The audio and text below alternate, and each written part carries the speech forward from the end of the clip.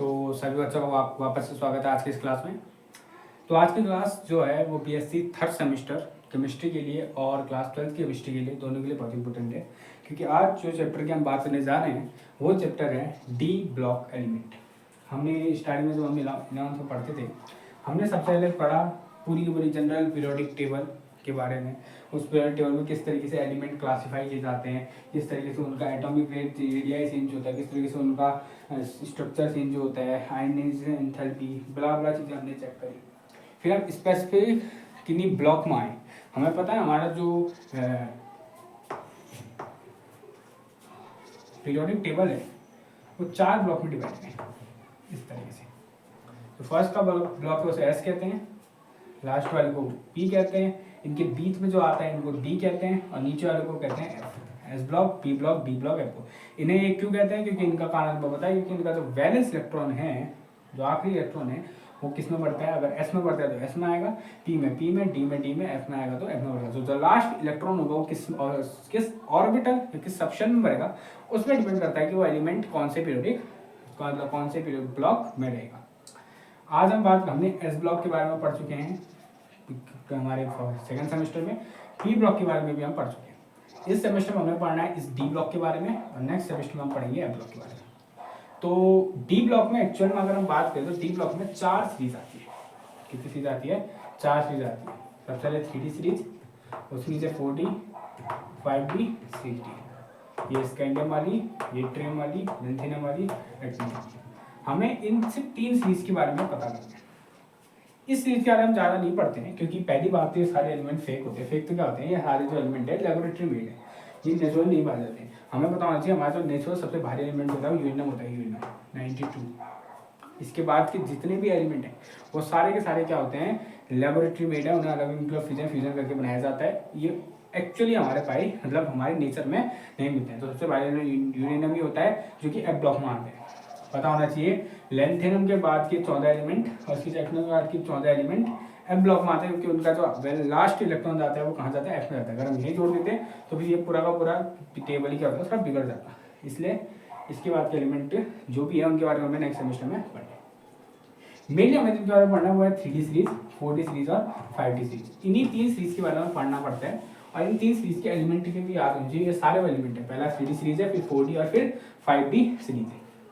अगर हम बात करें 3D सीरीज की, तो इसमें आपको इन सारे एलिमेंट के नाम भी याद होने चाहिए।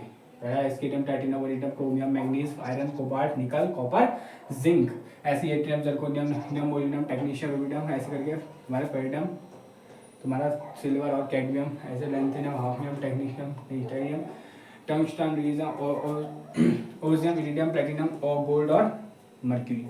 तो इनके बारे में पता भी होना चाहिए। अगर ये 3 सीरीज तीनों के याद नहीं है, लेकिन स्टार्टिंग में याद होनी भी चाहिए। ये फर्स्ट लाइन की याद होनी चाहिए, scandium, titanium, vanadium, chromium, manganese, iron, cobalt, nickel, copper, zinc. क्योंकि अगर तुम जितनी भी प्रॉपर्टीज दिखाओगे ना, उनके लिए तुम्हें एग्जाम्पल देना पड़ेगा सीरीज वाइज का, और तुम्हारा सीरीज वाइज और ग्रुप वाइज। तो सीरीज वाइज तो तुम्हें पहले सीरीज आ जाएगी, ग्रुप वाइज के लिए तुम ये याद कर सकते हो, जिंक, कैडमियम, मरकरी कर सकते हो। तुम्हें अगर 3-4 चीजें, टाइटेनियम, हाफनियम कर सकते हो, तुम ये कर सकते हो, क्रोमियम, मोलिब्डेनम, टंगस्टन कर सकते हो। अलग अलग चीज़ के लिए अलग अलग ग्रुप वाइज भी तुम्हें चीज़ें पता होनी चाहिए।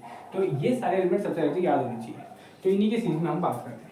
सबसे पहले हम इनके इलेक्ट्रॉनिक कॉन्फ़िगरेशन की बात करते हैं। हमने क्या था कि ये सारे जो एलिमेंट हैं तो डी ब्लॉक में आ रहे हैं। तो डी ब्लॉक में आने का मतलब क्या है? तो डी ब्लॉक में आने का मतलब ये है कि उनका जनरल इलेक्ट्रॉनिक कॉन्फ़िगरेशन होगा ना, वो होगा n-1 d 1 to 10 और ns। अब ध्यान सुनो, मैं बताता हूँ। डी सबसेल शुरू होता है 3D सीरीज से, थर्ड सेल से डी सबसेल शुरू होता है। और अगर मैं बात करूँ 3D की और इसके बाद आने वाले 4s की, अगर मैं एनर्जी देखूँ तो 3D की एनर्जी होती है 3+3 और 4s की 4+1। 3+3 6, 4+1 4। तो एनर्जी कम किसकी होती है? 4s की। तो इलेक्ट्रॉन पहले 4s में बढ़ जाएंगे, अबव प्रिंसिपल, और फिर जाके 3D में बढ़ जाएंगे। तो इसीलिए पहले इलेक्ट्रॉन भर जाते हैं 4s में, जो कि आउटर शेल है, जो कि बाहर का शेल है, उसमें पहले इलेक्ट्रॉन भर जाते हैं। फिर जाके अंदर वाले जिसको बोलते हैं पेलेंटिमेंट शेल, नाम होता है। ये जो ये 4s है, अगर कोई पूछे कि भाई साहब वैलेंस शेल कौन सा है, तो ये ns होता है, जो लास्ट वाला सेल होता है n को ns सेल को ही हमारा वैलेंस शेल है, n को हम कहते हैं वैलेंस शेल। तो यहाँ पे ns क्या है, वैलेंस शेल है। और इससे जो एक कम होता है n-1 जो शेल होता है, इसको होता है पेनल्टीमेट शेल, पेनल्टीमेट शेल, इसका नाम भी पता होना चाहिए, इसको क्या बोलते हैं, पेनल्टीमेट शेल। n-2 ये तुम्हारे लास्ट सीरीज में आएगा, n-2 f n-1 d ns2 1 to 14 sorry 1 to 10 1 to 14, इस तरीके से ये आएगा ना, ये आएगा तुम्हारा लास्ट जो 5D सीरीज है, उसमें ये जो है valence shell, penultimate shell, anti penultimate shell कहते हैं। एंटी पेनल्टीमेट में तो उतना ज़्यादा नहीं होता है, बट आपको पता होना चाहिए, केमिस्ट्री पढ़ रहे हो तो आपको पता होना चाहिए कि क्या पेनल्टीमेट होता है, क्या एंटी पेनल्टीमेट होता है। तो अगर मैं बात करूँ, अगर मैं इस पॉइंट में अगर मैं बात करूँ, तो हमारा जो इलेक्ट्रॉन होता है ना, वो भरता आखिरी में पेनल्टीमेट शेल में, मतलब डी सेक्शन में हमारे इलेक्ट्रॉन आखिरी में जाके भर रहे हैं, किसमें, डी में भर रहे हैं। तो इलेक्ट्रॉन जो जा रहे हैं ना, वो किस में जा रहे हैं, डी में जा रहे हैं, इसलिए से ये सारे इलेक्ट्रॉन की, ये सारे एलिमेंट जो है डी ब्लॉक के हैं। बट अगर मैं कहूँ कि भाई साहब वैलेंस शेल क्या है, तो वैलेंस शेल आपका ns होगा, ये आपका वैलेंस शेल होगा। मतलब अगर मैं इनमें से इलेक्ट्रॉन निकालना चाहूँ, अगर मैं स्केडियम +2 +1 या +2 बनाना चाहूँ, तो मैं इलेक्ट्रॉन n-1 डी से नहीं निकालूंगा, मैं ns से निकालूंगा, क्योंकि वो हमारा वैलेंस शेल अर्थात आउटर मोस्ट सेल है। ये बात पता होनी चाहिए। तो अब सबसे पहले आते हैं हम इनके इलेक्ट्रॉनिक कॉन्फ़िगरेशन में। मैं हम यहाँ पे हम फर्स्ट 3D का पढ़ेंगे, सेम उसका 4D का 5D का एग्जैक्टली सेम होता है, ये बताओ होना चाहिए। 3D का पढ़ लेते हैं। तो 3D के एलिमेंट कुछ रहते हैं, scandium, titanium, vanadium, chromium, manganese, iron, cobalt, nickel, copper, zinc. Element number, atomic number याद होना चाहिए, 21, 22, 23, 24, 25, 26, 27, 28, 29 और 30।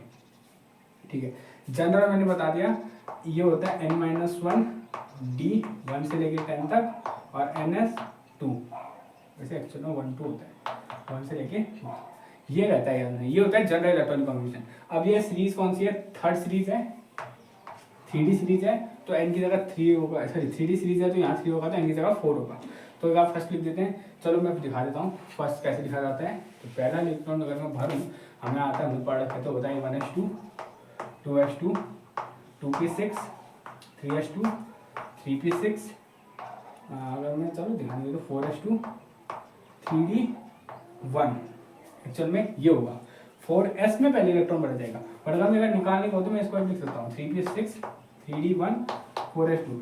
ऐसे लिखना भी गलत नहीं है, ये भी गलत नहीं है, वो भी गलत नहीं है, तुम जैसे लिखते हो, ये तो इलेक्ट्रॉनिक कॉन्फ़िगरेशन तो नहीं फर्क पड़ता है, बट पता होना चाहिए इलेक्ट्रॉन का निकालूंगा तो मैं पहले 4s से निकालूंगा, 3d से नहीं निकालूंगा, 4s बाहर का सबसे है। ठीक है, तो ये है किसका, स्केडियम का। अगर तुम गिनोगे देखोगे 2 2 दूनी 4 6 7 10 12 12 12 2 14 + 6 20 20 + 6 21 एटॉमिक नंबर है। अब हमें पता है हम इतना पूरा कभी नहीं लिखते हैं, हम लिखते हैं इनर्ट गैस की फॉर्म में।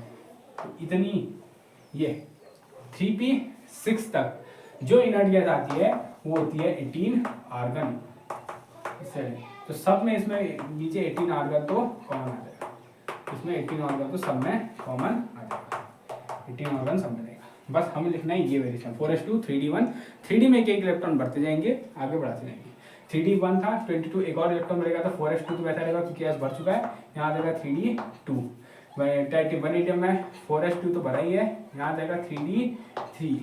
क्रोमियम में 4s2 तो भरा ही है, पर यहाँ आ जाएगा 3d4। एक्चुअली में होना ऐसा चाहिए था, अगर जिस तरीके से चलना है ना, होना ऐसा चाहिए था, बट हमें भी पता है कारण हम अभी पढ़ेंगे। होता है ऐसा है कि यहाँ पे से x का एक इलेक्ट्रॉन एक्साइट होकर चले जाता है d में, और इसे 3d5 कर देता है, तो ये एक्सेप्शन होता है, इसमें स्टार लगा देते हैं क्योंकि ये एक्सेप्शन है।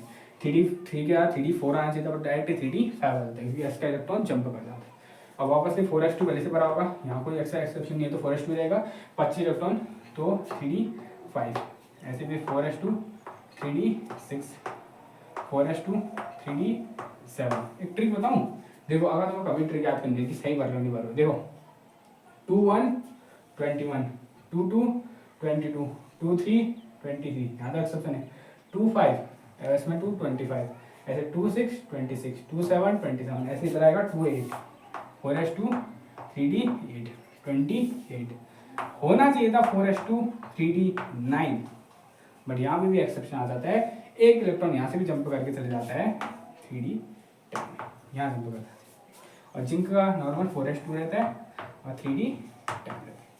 तो दो जगह किसमें, क्रोमियम में और कॉपर, दोनों सीसी वाले में क्या आ जाता है, एक्सेप्शन आता है। यही याद मत करना कि सीसी वाले में आता है, लोग कहीं तुम कोबाल्ट में ना दिखा दो, एक्सेप्शन आता है क्रोमियम में और कॉपर में। क्यों आता है इसके बारे में हम डिटेल में बात करेंगे, बट ये बताऊँ चाहिए इस तरीके से हम इलेक्ट्रॉनिक कॉन्फिगरेशन लिखा करते हैं। सेम अगर तुम अगली चीज में जाओगे तो कुछ नहीं होगा, वहाँ गैस है मतलब आर्गन के बाद क्रिप्टन आ जाएगी, यहाँ 5s आ जाएगा, यहाँ 4d आ जाएगा, 5s 4d 5s 4d, अगले में जाओगे तो वहाँ 6s आ जाएगा, यहाँ 5d आ जाएगा, 6s 5d 6s 5d आ जाएगा, और गैस तुम्हारी वहाँ जिनॉन आ जाएगी, बस ऐसे होता है। तो जब ये पहली चीज़ का इलेक्ट्रॉनिक कॉम्पिटिशन होगा, वैसे तुम्हें सबका नहीं लिखना पड़ता है, पहले का बता दिया तुम्हें। अगर कोई पूछे कि क्वेश्चन आ जाएगी डी ब्लॉक, क्वेश्चन आ जाएगी डी ब्लॉक क्या बता दो, तुम इलेक्ट्रॉनिक कॉम्पिटिशन लिखोगे और यही पहली चीज़ का लिखोगे, पूरे लिखने की जरूरत नहीं है। अब सवाल आता है कि एक्सेप्शन होता है, why there the exception in the electronic competition of chromium and copper. Chromium और कॉपर में एक्सेप्शन होने का बड़ा दो कारण होते हैं। क्या कारण, कितने कारण होते हैं, दो कारण होते हैं। आज उन्हीं दो कारण के में थोड़ा चर्चा करनी है। एक कारण तो लगता है सबको सही लगता है कि यार क्या जो है वो क्या कारण कहते हैं, वो एनर्जी। देखो ठीक है, पहला इसको कहते हैं सिमेट्री। क्या सिमेट्री, पहला कारण है सिमेट्री, क्या होने का, सिमेट्री होने का। चलो देखते हैं हमारा एक्सेप्शन क्या था। हमारा एक्सेप्शन था क्रोमियम भी होना चाहिए था, सॉरी क्रोमियम भी होना चाहिए था 18 ऑर्गन 4s2 3D4 होना चाहिए, ये होना चाहिए था ना, मतलब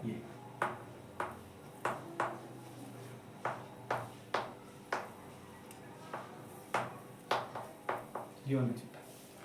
बट निकलता कैसा है, निकलता कुछ ऐसा है, 18 ऑर्गन 4s2 4s1 3D5, ये निकलता है।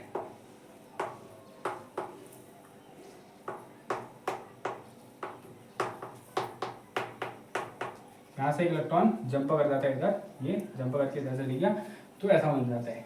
ये होता है एक्सपेक्टेड और ये निकलता है एक्चुअल। अब सवाल आता है कि एक्चुअल ऐसा होता क्यों है। तो कारण पहले सिमेट्री, तुम खुद देखोगे अगर कोई पूछे ना सिमेट्री क्या ज़्यादा सिमेट्रिक लग रहा है, ये ज़्यादा सिमेट्रिक लग रहा है या ये ज़्यादा सिमेट्रिक है, तुम बोलोगे यार ये ज़्यादा लग रहा है। ऑब्वियसली अगर तुम्हारे पास 5 खाने हैं तो 5 खाने में एक इलेक्ट्रॉन कर दो, वो सिमेट्रिक रहेगा। 4 में करोगे, 1 में नहीं करोगे, वो अनसिमेट्रिक रहेगा। तो पहली बात तो सिमेट्री। अब सिमेट्री का यहाँ मतलब एक टाइप से स्टेबिलिटी से भी है। तुम्हें पता है कि भाई हाफ फील्ड कॉन्फिगरेशन स्टेबल होता है, हाफ फील्ड कॉन्फिगरेशन सबसे पहले हाफ फील्ड कॉन्फिगरेशन, ये जो चीज़ है ये होते हैं स्टेबल। मैंने हमेशा जितने भी मैंने हमेशा अपने लेक्चर लिए हैं उन लेक्चर में एक ही बात बोली कि हर एलिमेंट हर कोई चीज़ अपनी स्टेबिलिटी करना है, उसकी पहली प्रायोरिटी होती है स्टेबल होना। हाफ फील्ड कॉन्फिगरेशन एक स्टेबल कॉन्फिगरेशन होता है। अगर ये स्टेबल कॉन्फिगरेशन होता है तो इसके बाद देखो क्रोमियम के पास चांस है, अगर तुम्हें पता होगा तो कार्बन 4 बॉन्ड किस दिखाते हैं, कार्बन तो आता है एक ऐसे ग्रुप में जिसके पास जिसकी वैलेंसी +2 होनी चाहिए थी, जिस दो बॉन्ड बना चाहिए था, बट कार्बन एक्चुअली बनाता 4 बॉन्ड में। सवाल आया क्यों, क्योंकि उसमें भी एस का इलेक्ट्रॉन जंप करता है p में। क्यों, मैक्सिमम बॉन्ड बनाने के लिए, जो जितने ज़्यादा बॉन्ड बना सकता है वो उतना ज़्यादा होता है, एक टाइप से स्टेबल होता है। यहाँ पे भी इसके पास एक चांस है कि ये अपना एक इलेक्ट्रॉन निकाल के आने दे। कितने, 2 तो निकाल नहीं सकता, क्योंकि 2 निकाल के एस खाली हो जाएगा, अंदर वाले एस खाली हो जाएगा, वो थोड़ा। अगर तुम एस को यहाँ भी खो, ये भी तो हाफ फील्ड एक टाइप का हाफ फील्ड है, तो ये भी स्टेबल ही है अपने अभी भी। पूरा निकाल के कंप्लीटली फील्ड थोड़ा सा अनस्टेबल हो जाता है। ध्यान सुनना, अगर इसने एक इलेक्ट्रॉन इधर निकाल के दे दिया तो ये थोड़ा सा ज़्यादा और स्टेबल हो जाएगा, हाफ फील्ड कॉन्फिगरेशन स्टेबल होता है। तो इसके बाद चांस है, क्यों नहीं लेगा चांस, तुम्हारे पास अगर कोई चांस ले, तुम करोगे बन सकते हो, तो तुम क्यों चांस नहीं लोगे, आराम से लोगे। तो इसके बाद स्टेबल होने का चांस है तो ये लेगा। तो ये कारण होता है कि कॉपर का एक्चुअल एक्सपेक्टेड कॉन्फिगरेशन ये होना चाहिए था, बट उसका चांस मिलता है कि भाई वो थोड़ा एक सिमेट्री से रिलेटेड थोड़ा सा स्टेबल हो जाए, तो वो जाता है एक इलेक्ट्रॉन का जंप कराता है और स्टेबल हो जाता है। तो ये कारण है किसका, आर्गन का कॉपर क्रोमियम के, मैं कॉपर तो नहीं बोल रहा ना, तो कॉपर का भी चाहिए, अगर कॉपर होना तो क्रोमियम समझना। क्रोमियम के इस तरीके के तुम्हारे एक्सेप्शनल इलेक्ट्रॉनिक कॉन्फिगरेशन होने का कारण ये है। अब ध्यान से सुनना, ऐसा सेम कॉपर का भी हुआ। अगर अब बात करूँ कॉपर की, तो 18 आर्गन 4s2 3D9 होना चाहिए था, बट 4s1 3D10 निकलता है।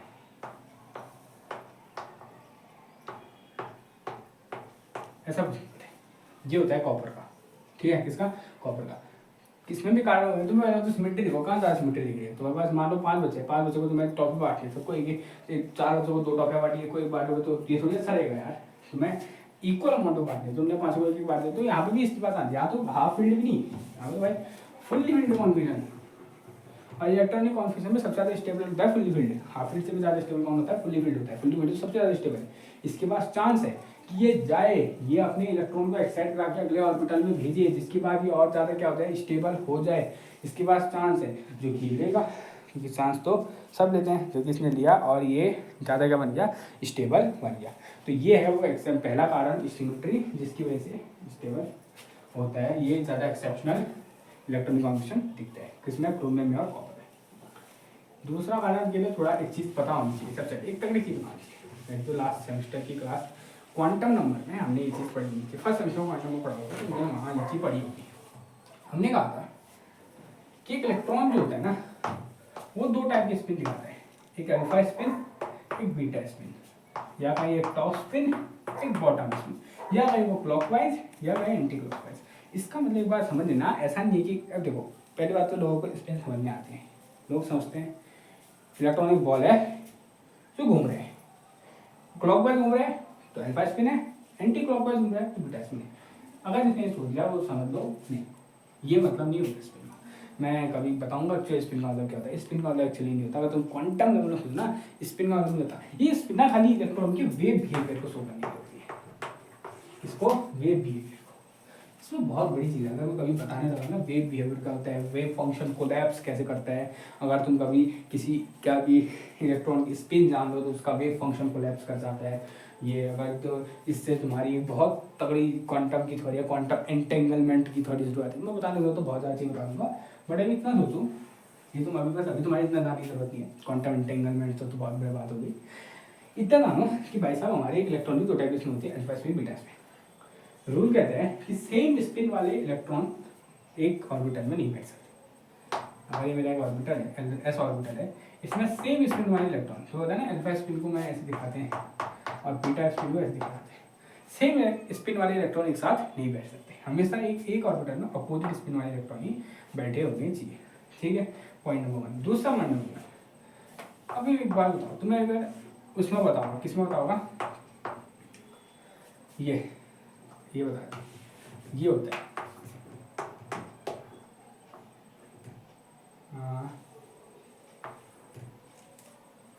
ये नहीं,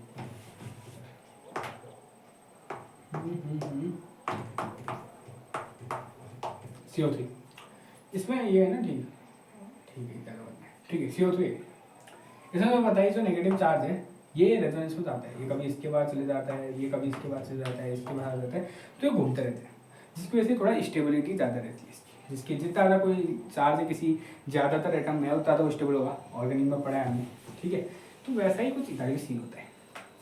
देखो अगर तुम इसको देखो, ये सभी क्या हैं, सेम स्पिन वाले हैं, सबके स्पिन क्या है, अल्फा है।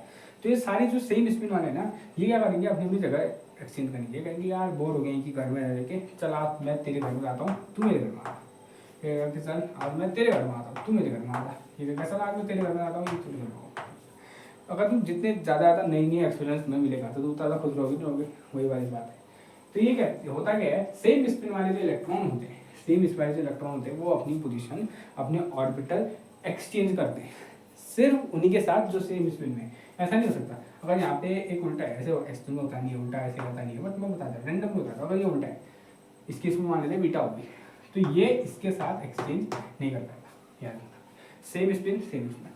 अब जो जितनी ज़्यादा एक्सचेंज कर पाते हैं, जिनके पास ज़्यादा एक्सचेंज होते हैं, उनकी पास उतनी ज़्यादा वो क्या करते हैं, अपने अंदर से एक्सचेंज एनर्जी निकालते हैं। क्या निकालते हैं, एक्सचेंज एनर्जी। जितना ज़्यादा एक्सचेंज करेंगे उनके अंदर से क्या निकलेगी, जितनी ज़्यादा एक्सचेंज एनर्जी निकलेगी, और जितनी ज़्यादा एक्सचेंज एनर्जी निकलेगी वो उतनी ज़्यादा करेगी स्टेबल। फिर वही आखिरी में बात आ गई स्टेबिलिटी में, जितनी ज़्यादा एक्सचेंज एनर्जी उतना ज़्यादा स्टेबल।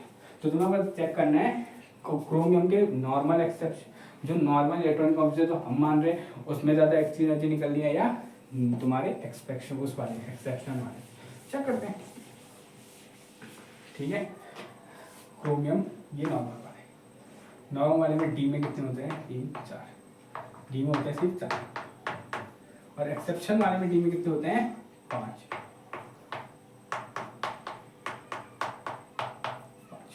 चलो निकालते हैं। अगर कोई मैथ्स वाला है तो उसे तुरंत परमुटेशन कॉम्बिनेशन से निकाल सकता है, अगर नहीं आता तो मैं बताता हूँ। वन वे ट्रैफिक है, सिर्फ आगे बढ़ना है, पीछे को नहीं आना है, याद रखना। वन वे ट्रैफिक सिर्फ आगे। अब इसका क्या मतलब है सुनो। पहला इलेक्ट्रॉन कहाँ जा सकता है, दूसरे में जा सकता है, दूसरे में जा सकते हो। पहला इलेक्ट्रॉन कहाँ जा सकता है, दूसरे में जा सकता है, तीसरे में जा सकता है और चौथे में जा सकता है। ठीक है, कितनी जगह जा पा रहा है, 3 जगह। तो पहला इलेक्ट्रॉन कहाँ जा सकता है, 3 जगह। क्या चौथी जगह जा सकता है, चौथी जगह में कहाँ जाएगा, यहाँ कहाँ जाएगा, 5 में जाएगा, कोई इलेक्ट्रॉन नहीं होता। तो कहाँ जा सकता है पहला इलेक्ट्रॉन, पहले पहला इलेक्ट्रॉन जा सकता है दूसरे में, तीसरे में और चौथे में। तो 3 जगह पहला इलेक्ट्रॉन जा पा रहा है। चेक करते हैं दूसरा, दोबारा बता रहा हूँ, वन वे ट्रैफिक है, पीछे नहीं आना है। दूसरा इलेक्ट्रॉन पीछे को नहीं, आगे कहाँ जा सकते हैं, वो जा सकता है तीसरे में, वो जा सकता है चौथे में। तो कितनी जगह जा सकता है, सिर्फ 2 जगह। तो दूसरा कितनी जगह जा पा रहा है, 2 जगह जा पा रहा है। तीसरा वाला दोबारा वन वे ट्रैफिक, पीछे नहीं आना है। तीसरा वाला कहाँ जा सकता है, सिर्फ चौथे में जा सकता है। तीसरा वाला कहाँ जा सकता है, सिर्फ चौथे में। जैसे उसके बाद एक जगह जाएंगे। तो यहाँ टोटल एक्सचेंज कितने हो रहे हैं, 3 2 5 1 6 एक्सचेंज हो रहे हैं। ठीक है, चेक करते हैं। उस वाला सब पीछे भी जा सकता है, पीछे जा सकता है वो, बट हो चुका है पीछे वाले की। पहला वाला जब दूसरे में जाएगा तो दूसरा वाला भी तो पहले में आएगा। तो मैं दोबारा क्यों गिनूँ उस दूसरे वाले को पहले वाले में आने में। तो मैं अगर कॉमन सेंस सोचूँ, दूसरा वाला पहला वाला दूसरे में जा चुका है, तो जब वो जाएगा तो दूसरा वाला पहले में आ चुका है। तो मैं जब दूसरा वाले में गिन रहा हूँ तो उसको पहले वाले में क्यों गिनूँ वापस, वो तो बाहर जा चुका है पहले, तो आगे वाले गिनूंगा। ये याद रखना, वन वे ट्रैफिक होता है। ये तुम्हारे परम्यूटेशन कॉम्बिनेशन में ज़्यादा इंपॉर्टेंट आता है मैथ्स में, पढ़ा होगा तो। यहाँ से करते हैं। पहला इलेक्ट्रॉन दोबारा वन वे ट्रैफिक, पीछे को नहीं आना है। पहला इलेक्ट्रॉन कहाँ जा सकता है, पहला इलेक्ट्रॉन जा सकता है दूसरे में, तीसरे में, चौथे में, पांचवें में। कहाँ की कितनी जगह, 4 जगह। दूसरा इलेक्ट्रॉन वन वे ट्रैफिक कहाँ जा सकता है, तीसरे में, चौथे में, पांचवें में, 3 जगह। तीसरा इलेक्ट्रॉन कहाँ जा सकता है, चौथे में और पांचवें में, 2 जगह। और चौथा इलेक्ट्रॉन ये कहाँ जा सकता है, ये आ सकता है सिर्फ पांचवें में, 1 जगह। तो यहाँ टोटल एनर्जी आ रही है 4 5 6 7 8 9 10। कितनी, 10। मैंने बोला था जहाँ एक्सचेंज एनर्जी ज़्यादा वहाँ स्टेबिलिटी ज़्यादा, वहाँ का इलेक्ट्रॉन कौन से स्टेबल ज़्यादा, और जहाँ एनर्जी कम वहाँ स्टेबिलिटी कम। और मैंने कहा था हर कोई ज़्यादा स्टेबल होना चाहता है, तो क्रोमियम भी क्यों कहेगा मैं वैसा रहूँ, मैं ऐसा क्यों नहीं सकता। जब उसके बाद चांस है। अब लोगों के मन में इसलिए तो इसलिए समझ आए। ऐसे ही तुम एक काम करना, कॉपर में चेक करना। कॉपर में एक काम करना, कॉपर में क्या करोगे, जो पहले वाले हैं ये ऐसे वाले, वो तो अपना अपना करेंगे, तुम पहले वाले में लगाओगे, फिर अपोजिट वाले का अलग से निकालोगे, इनका अलग से निकालोगे। नॉर्मल वाले में पहले वाले का आएगा, इनका आएगा लगभग 16 और उस वाले में आएगा 20। ठीक है, टॉप से मान लो अलग अलग, फिर बॉटम उसमें चेक करना। ये तुम्हारे होमवर्क है, खुद प्रैक्टिस करोगे उतना ज़्यादा अच्छा समझ। तो उसमें सेम रीजन वो भी रहेगा, एक्सचेंज एनर्जी का। तो 2 रीजन कौन से, पहले सिमेट्रिक, दूसरा एक्सचेंज एनर्जी। ज़्यादा एक्सचेंज एनर्जी ज़्यादा सिमेट्री रहती है, ज़्यादा स्टेबिलिटी रहती है। अब एक सवाल था, हाँ इससे सवाल आता है कि वन एटम भी तो कर सकते हैं। वन एटम भी अगर जंप करा दिए, वन एटम क्या करे, वन एटम में पहले डी में कितने इलेक्ट्रॉन होते थे, 3। एक जंप करते डी में 4 हो जाएंगे। जब डी में 4 हो जाएंगे तो उसकी एनर्जी भी 6 हो जाएगी। 3 में उसकी एनर्जी लगभग 1 2 3 ही रहेगी, 4 में 6 हो जाएगी। तो मैं बताऊँ भाई साहब, एक्सचेंज एनर्जी से क्या करोगे तुम, अगर तुमने मान लो एक्सचेंज एनर्जी बढ़ा दी, थोड़ी स्टेबिलिटी होगी, फिर भी हाफ फील्ड थोड़ी हुआ, वैसे भी तो नहीं हुआ इतना स्टेबिलिटी। क्रोमियम की तो एक इलेक्ट्रॉन जंप कराने में दोनों तरह की स्टेबिलिटी बढ़ जा रही है, उसकी एक्सचेंज एनर्जी की स्टेबिलिटी बढ़ रही है, साथ साथ हाफ इलेक्ट्रॉनिक कॉन्फिगरेशन की एनर्जी को स्टेबिलिटी बढ़ी है। तो जब वो दोनों स्टेबिलिटी बढ़ी है तब जाके वो काम कर रहे हैं। तो क्या करना, हर कोई वो काम नहीं करता, जो ज़्यादा स्टेबल बन पा रहा है वही वो काम करेगा। ठीक है, तो ये था कारण होने का किसमें, एक्सेप्शनल इलेक्ट्रॉनिक कॉन्फ़िगरेशन ऑफ क्या, तुम्हारा ये क्रोमियम एंड कॉपर। अब बात आज की एक लास्ट टॉपिक बचा आज के लेक्चर का, कल से हम प्रॉपर्टीज पढ़ेंगे। एक लास्ट लेक्चर, एक बहुत तगड़ा डायलॉग लिखा था, मैंने पढ़ा था, मैं रील देख रहा था कल परसों, उस रील में एक डायलॉग आया था, वो डायलॉग ये था।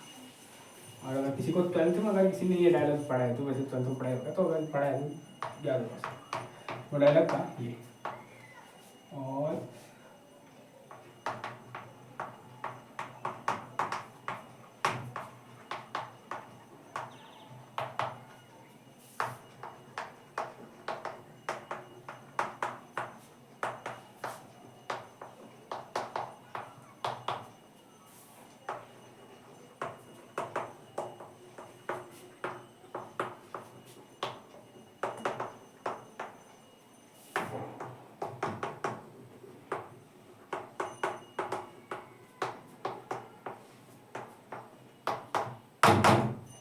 ये क्या कहा मैंने, all transition elements are D block element but all D block element are not transition element. पर आपको एक बात बताओ, अभी हमने तो वैसे 11th-12th में तो पढ़ा ही है कि डी ब्लॉक एलिमेंट को ट्रांजिशन एलिमेंट भी कहा जाता है। इसकी बहुत बेकार सी डेफिनेशन थी कि ये तुम्हारा ट्रांजिशन दिखाता है, डी ब्लॉक की प्रॉपर्टीज एक टाइप का ट्रांजिशन है मेटल से नॉन मेटल। मेरे को बहुत ही पसंद नहीं है क्योंकि इसमें बहुत, ये डायलॉग में ही बहुत ज़्यादा एक्सेप्शन थी। वो एक्सेप्शन यही था क्योंकि तुम कहते थे कि भाई साहब जिंक कैडमियम मर्करी ये ट्रांजिशन एलिमेंट नहीं है, लेकिन डी ब्लॉक के एलिमेंट है बट ट्रांजिशन नहीं है। तो सवाल आया कि भाई ऐसा क्यों है। तब जाके बहुत डायलॉग फेमस हुआ कि जो सारे ट्रांजिशन एलिमेंट थे वो सारे डी ब्लॉक के हैं, बट ऐसा भी नहीं है कि सारे डी ब्लॉक के एलिमेंट ट्रांजिशन एलिमेंट है। अब जवाब है, तो पहले हमें ट्रांजिशन एलिमेंट की जो मॉडर्न डेफिनेशन है, जो रियल डेफिनेशन है, वो समझनी पड़ेगी। अगर तुमने एक बार ट्रांजिशन एलिमेंट की मॉडर्न डेफिनेशन, रियल डेफिनेशन समझ ली, तुम्हें पता चल जाएगा कि ये जो डायलॉग है ये क्यों इतना इंपॉर्टेंट है और जिंक कैडमियम मर्करी को डी ब्लॉक का होने के बावजूद उनको क्यों नहीं माना जाता, क्या ट्रांजिशन एलिमेंट क्यों नहीं माना जाता। तो हेडिंग बनाना ट्रांजिशन एलिमेंट, बड़ा इंपॉर्टेंट है। ट्रांजिशन एलिमेंट, इसकी जो एक्चुअल डेफिनेशन है पता होनी चाहिए। ये ट्रांजिशन एलिमेंट की डेफिनेशन ध्यान सुनना, ऑल दोज एलिमेंट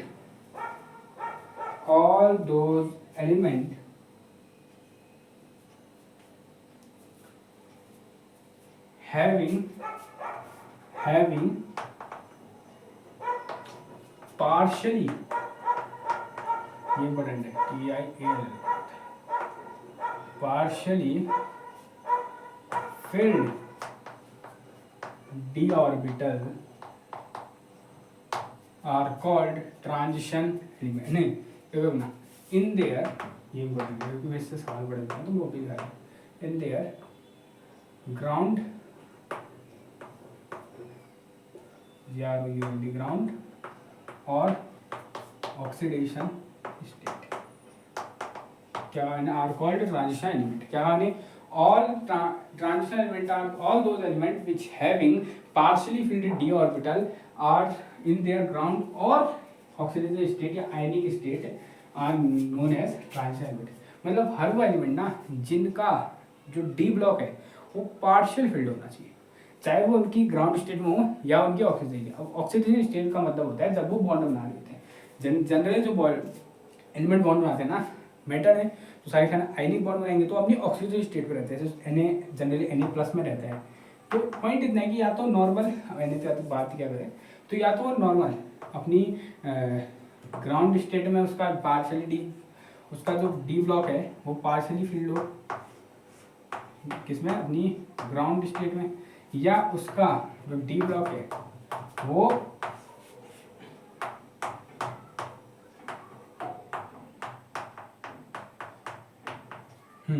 या तो उसकी ऑक्सीडेशन स्टेट में मतलब आयनिक स्टेट में पार्शियली फिल्ड हो। तो इतना देखना, हर उन एलिमेंट को हम ट्रांजिशन कहते हैं जिनका डी ब्लॉक पार्शियली फिल्ड रहता है ग्राउंड या आयनिक स्टेट में। ठीक है, अब इस मतलब पार्शियली फिल्ड होने का मतलब होता है कि भाई पार्शियली होना चाहिए, मतलब D0 नहीं होना चाहिए, मतलब तो अब तो खाली जगह D0 मतलब तो खाली हुआ, D0 नहीं चल सकता, ना ही D10 चलेगा। D10 तो कंप्लीट फील्ड हो गया, हमने पार्शियली बोला है, ये तभी कहा था ये वर्ड बड़ा इंपॉर्टेंट है, पार्शियली फील्ड डी ऑर्बिटल, इसलिए ये वर्ड इंपॉर्टेंट है कि वो फील्ड पार्शियली होना चाहिए। तो D0 D10 का तो किससे खत्म हो गया, हो ही नहीं सकता D0 D10, तो इतना तो मत, इसलिए D0 तो होता नहीं है, ये मैं बताता हूँ D0 कहाँ इंपॉर्टेंट है, D10 होता है। तुम जिंक देखो, तुम कैडमियम देखो, तुम मर्क्यूरी देखो, सबका डी ऑर्बिटल D10 ही रहता है, 3D10, 4D10, 5D10, सबका क्या देखो ना, ये रहता है, ये रहता है वैसा, सबका डी ऑर्बिटल फुल रहता है। तो ग्राउंड स्टेट में सबका डी ऑर्बिटल फुल है। तो अगर चेक कर दे क्या ग्राउंड स्टेट चेक कर देगा, ऑक्सीडेशन स्टेट में चेक है नहीं, अगर ऑक्सीडेशन स्टेट में अगर इसका डी ऑर्बिटल पार्शियली हो गया तो हम मान लेंगे इसको भी। ठीक है, चेक करते हैं, एक होना चाहिए दोनों में से, चेक करते हैं, तुम्हें पता होना चाहिए।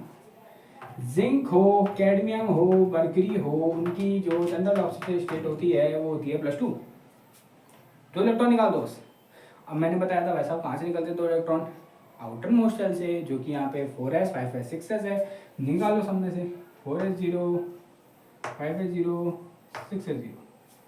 देखो क्या हुआ, कुछ भी नहीं हुआ, फिर अभी भी वो कम्प्लीटली फील्ड है। तो इनको ट्रांजिशन एलिमेंट नहीं माना जाएगा क्योंकि इनका डी पार्शियली फील्ड नहीं है।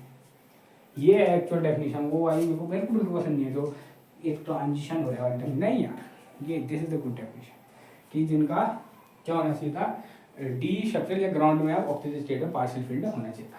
एक सवाल आता होगा तुम्हारे मन में, पक्का होगा किसी तो होशियार बच्चा को सुनना होगा कि ऐसा सर कॉपर का भी तो नहीं है, कॉपर का भी ये होता है 4s1 3d10, ये लो कॉपर लिया तुम, ठीक है, मैंने कहा ठीक है चल ठीक है, ग्राउंड स्टेट में नहीं है ऑक्सीजन स्टेट। कॉपर का दिखाता है +2, कॉपर +2 देखेंगे तो 4s 3 इलेक्ट्रॉन निकालने थे, एक से एक तो यहाँ से निकल गया, एक यहाँ से निकल जाएगा 3d9, लो हो गया पार्शियल फील्ड।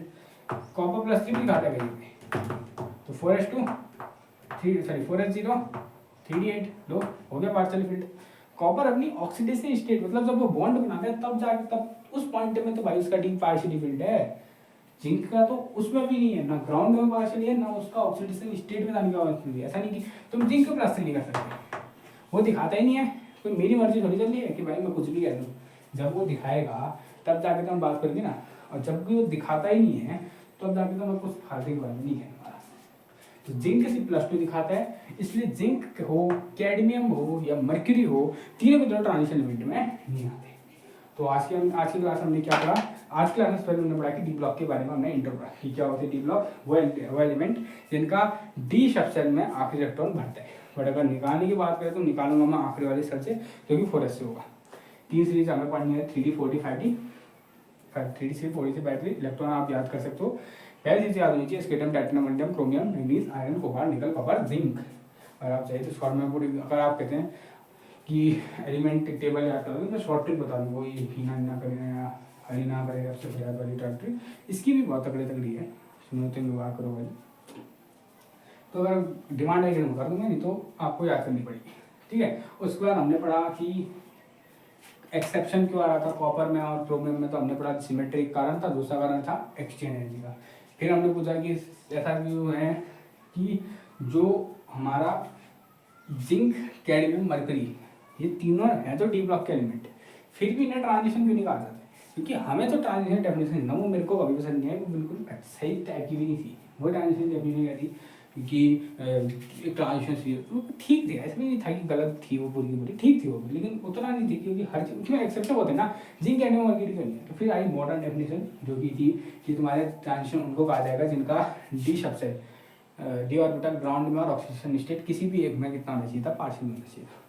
और हमने चेक किया ना, जिंक निकला ना कैडमियम निकला ना मरकरी निकला, तीनों के तीनों निकले, दोगले, सबका डी कंप्लीट था, तो हमने उन्हें हटा दिया।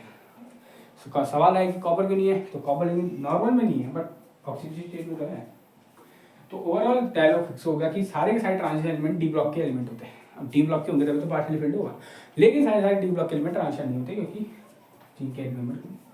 आज की क्लास में नहीं, अगली क्लास में हम इसके कुछ वो पढ़ेंगे, क्या general properties, atomic radius, ionic radius, melting point, boiling point, तुम्हारा आयनाइजेशन एनर्जी, ऑक्सीडेशन स्टेट, देखते कितनी सारी हो पाती है, बहुत सारी, क्योंकि वेरिएशन बहुत तकड़ा आता है, क्योंकि बहुत सारी चीज़ें समझानी पड़ती है ना, क्योंकि एक्चुअली में बहुत ज़्यादा वेरिएशन आता है यार, बहुत ज़्यादा वेरिएशन है। डेवलप थोड़ा समझने में कॉम्प्लिकेटेड तो है बट कोई ना, अच्छे समझाएंगे।